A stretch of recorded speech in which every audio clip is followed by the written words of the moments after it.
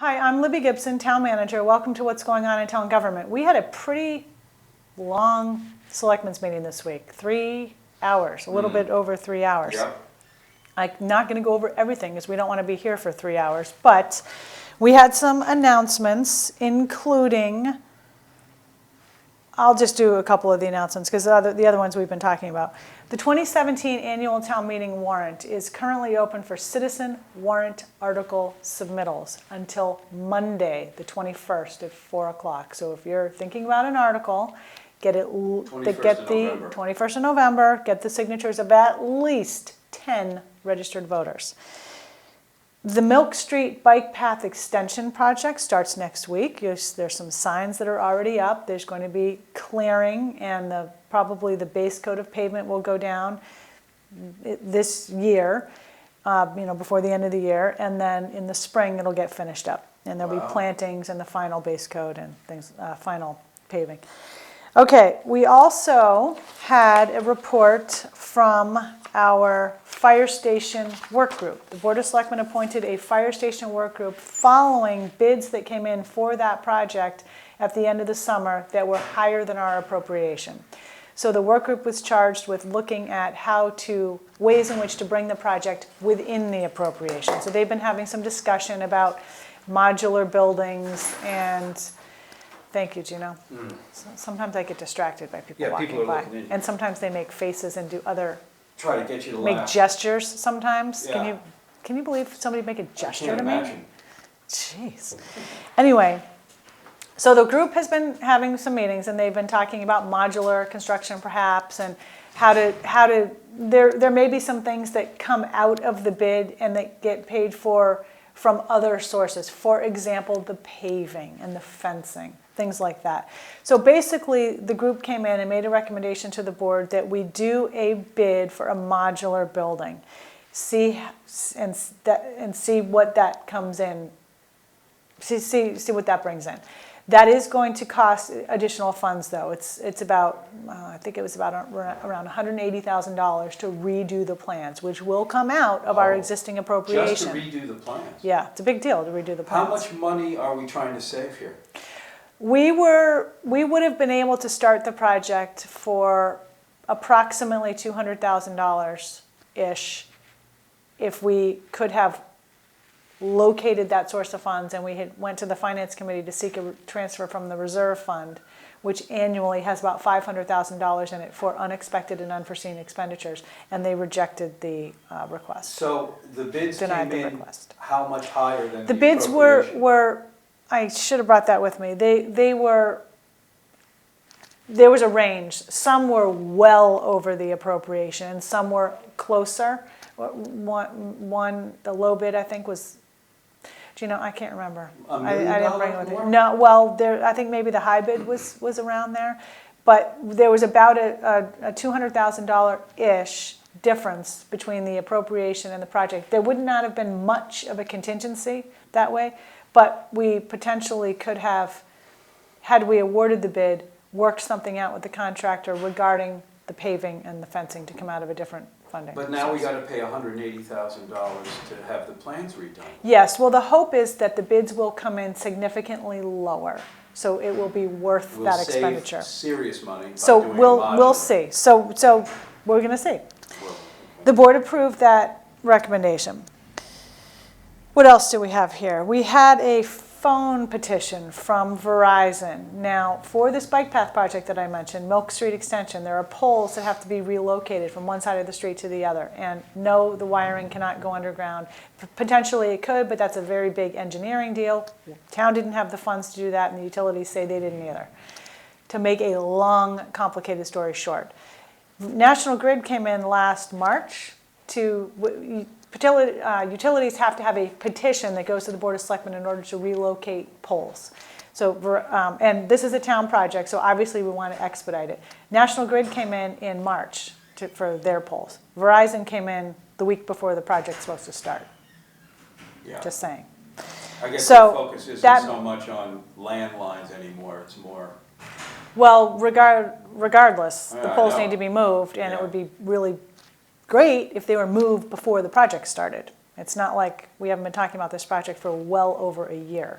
So that sort of message went back to Verizon to the representative who was there.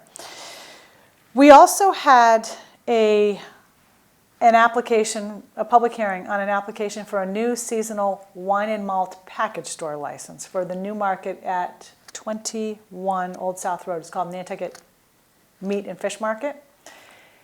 And they're is that the? that's the new place on the corner of Amelia and Old South. Oh my gosh. So Now, that's what it's called? that's what it's called. And I guess they have some other locations on the Vineyard and Ooh. Vermont, maybe.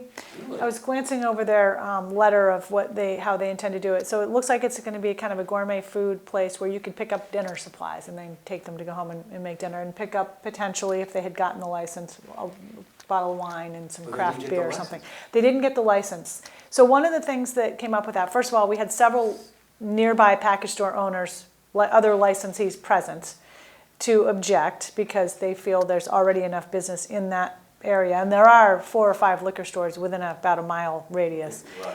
In 2014, someone came in for something similar on Amelia Drive, and it was denied by the board for the reasoning that there were a sufficient number of package stores in the area to meet the public good. So they denied it then, and they denied it again now to be consistent. Was this something that they were really planning on, this new business? I don't know. I can't, I mean, nobody should ever plan on that because it's not a guarantee. Yeah. I'm sure they'll do fine without it. So anyway, that happened. Do you know when they're going to open? I don't know when they're going to open. All right. I'm not sure. We also had some budget reports for the first quarter of the current fiscal year 17. We had a discussion about proposed liquor license fee increases and kind of a modification of the liquor license fee structure. The idea being that seasonal liquor licenses would potentially pay more than an annual license, and or the licenses might have different fees depending on how many seats they have, or depending on how late they are open until. So the board had some discussion about this, and at this point, I think it might be a little too late to change the fees for 2017, Interesting. because we're kind of, at the end of the year here, and we would need to really notify people and let them know.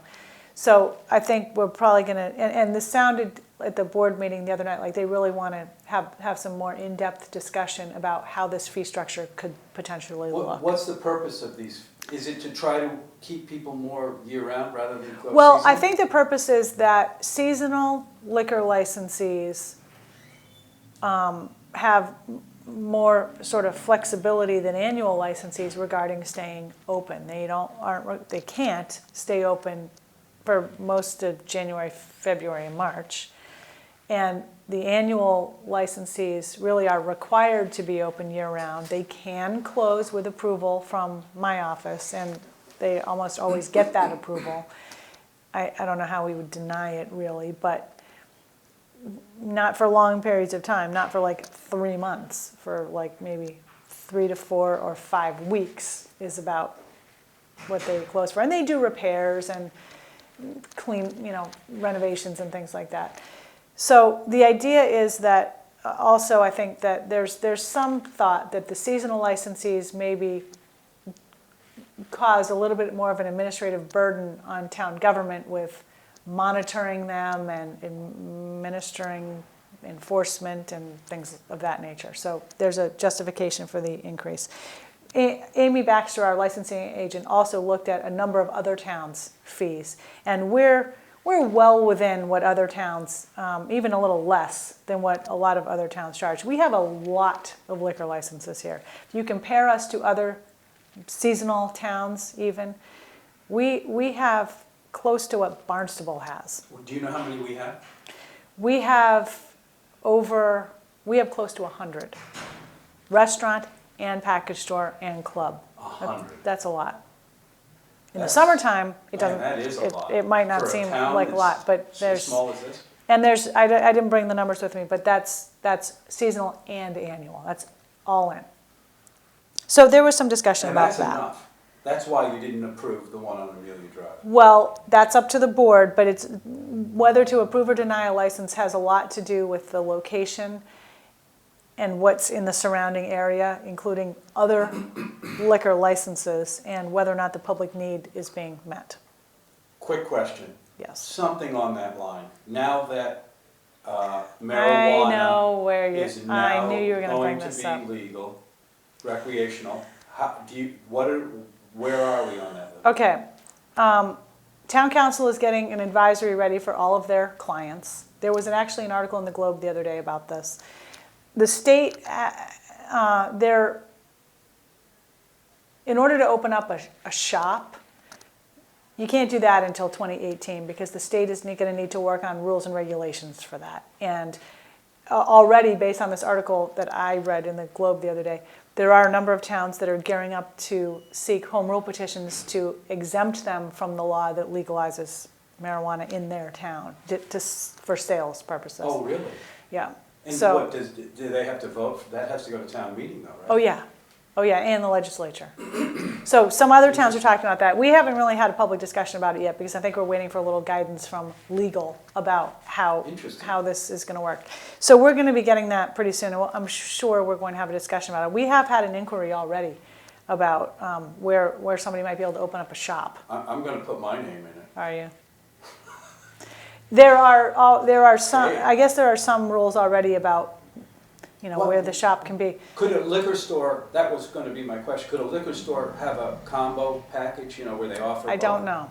I'm not sure. I don't think you can combine it with other things, but I'm not positive about that. So that's the type of thing that's going to come out in our legal review. And a lot of towns are asking these questions. And so we're going to get to that. The board, so back to the liquor fees. We're going to have another public hearing about this on December 7th. What else did we do? We talked about draft new and updated financial policies for the town. The board adopted those. Now they're going to go to the finance committee for review. We had a bit of discussion about the residential exemption and tax rate shift options from the assessor. The board did not take any action on that. And we talked a bit about the first meeting of the Our Island Home Work Group, which happened earlier in the week. And the group is going to be meeting, it looks like, on Mondays at 2. Their next meeting is Monday the 28th at 2 o'clock. I think that meeting is going to need to be at the Island Home because I think the room we had met in was not available. So, what did they say? there were some, they mostly sort of talked about the mechanics of how the group will work. They elected a chair and a vice chair and a minute taker, and talked about where the meetings could be held and how their questions are going to be formulated. And we talked a bit about they do need to have something of a deadline for town meeting. The selectmen are adopting the annual town meeting warrant on January 18th, and we were hoping they could have a recommendation prior to that. I think they felt like that wasn't enough time for them with the holidays coming up, so they want to be more along the lines of having a recommendation in around the time the finance committee does its motions to the warrant article. So we're probably going to end up either somewhere in there or about that FinCom deadline. And one of the questions that came up, and I've heard this before and I've addressed it before, but I'm going to take this moment to address it again. There seems to be an issue, not necessarily about the island home itself, because the board has already voted that they are going to seek to construct a new facility at the Sherburne's Commons site. It will be a particular operational model called the small house model, which is more of a home-like atmosphere, not the institutional model that we have now, which is also more expensive to run. And that there will be a total number of beds of 40. We have 45 now. 30 will be skilled nursing facility beds, 10 will be assisted living beds. So that's pretty well been decided by the board. And if the work group wants to weigh in on how the facility could be set up or, I don't know, how it could look, things like that, that's great. We definitely welcome that input and whatever other input, but the board isn't going to be entertaining a change to the model or anything like that. No. It will not stay where it is, basically. Well, if it's up to town meeting. Okay. But the board intends to put in whatever articles are necessary to make the outcome that they've voted on happen. We've come up with this plan and it says that we're going to keep it where it is. Well, then the board has to. Well, then the work group would need an article to do that. Yeah. And the deadline for citizens articles is Monday. I mean, they haven't even met about that yet, so I can't imagine that you could put in a citizens article already to say that, but. So the other thing, though, that keeps coming up is about the property that the island home is on now. When and if the island home moves, what will happen to that property? And there are a lot of options. Well, actually, not a lot of options. There are some options for that property. And what I have heard from a few people is, oh, the town's just going to sell that property and to a developer or a hotel or something like that. First off, selling that land would require a vote of town meeting. So if people don't want that land to be sold, then vote no at town meeting. But even beyond that, the current Board of Selectmen has no intention of even putting anything forward ever to sell that property. And I cannot imagine that the voters of Nantucket would be behind a sale of the property. Well, it depends on how much the town could get for it. I mean, Well, even, I mean, it is maybe. an unbelievable spot. It is, but to lose that land, I think, would make I a lot agree. of people Yeah. Oh, they angry and wouldn't like upset, it. and they'd be opposed. But some of the various options that have been discussed, and we are a ways off from even having discussions about that property. But uses have included perhaps the building gets repurposed for a senior center, perhaps it gets repurposed for municipal offices, perhaps it gets repurposed for housing, perhaps it gets removed altogether and there's a park and walking trails and whatever there. I'm only repeating what I've heard. We I mean, haven't wouldn't it had make any sense? discussion about it publicly. Just my thought would be move the salt marsh over there and sell the salt marsh building.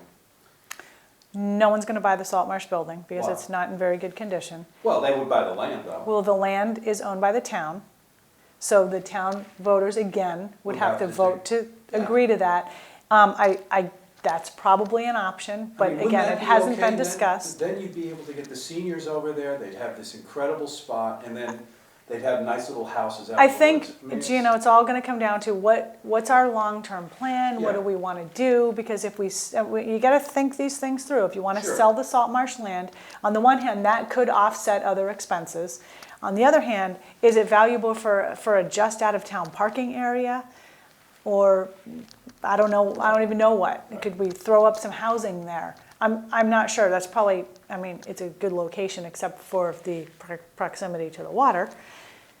Right. So there's a lot of options that need to be discussed, and I'm sure that once we have determined or voted on the island home facility, we will pretty quickly be getting into the discussions about the reuse of the property or what we're going to do with the property. Are the But work we are group- not intending or proposing or even thinking about selling it. Okay. Are the work groups open to the public? Oh, yes, they Okay. are, and they will be they're posted meetings, Okay. public meetings. So if anybody wants to attend, please do. So that was that. No meeting next week, no meeting on the 24th because that will be Thanksgiving. Yep. We'll meet again on the 30th. The board doesn't usually meet the 5th Wednesday of the month, but since we're not meeting next week, we are going to meet on the 30th. We don't have that agenda set yet, but yeah, we don't have that agenda set yet. All right. So what else? What are you doing for Thanksgiving? I believe I'm going off island. Nice. Travel. Mm-hmm. Yeah. Busy weekend. Yeah, All right. it'll be fine. It'll be nice. I hope it's good weather. Yeah. I don't like traveling in the rain or the wind. We continue to have good weather, though, really. I know, it's been fabulous. Oh, by the way, how's Easy Street doing? Easy Street is doing great. I The need to project go is over there and see how yes, they're you making should out, do right? a little progress check. Absolutely. As far as I know, they are on schedule, and I haven't heard of any problems or issues. The Jetties project, as far as I know, is on schedule as Oh, well, right. and they're actively working saw on that. that, I've been yeah. trying to get someone who works for the town who has a boat to take me out there Well, I'll come with you. and we'll so I can film look it. at it. Yes, you should come with me. The problem is, it's got to be a good weather day. And Yeah. if it were a good weather day today, they'd say, oh, can you go now? And I have a hard time dropping what I'm doing. Okay, thanks very much. See you next time.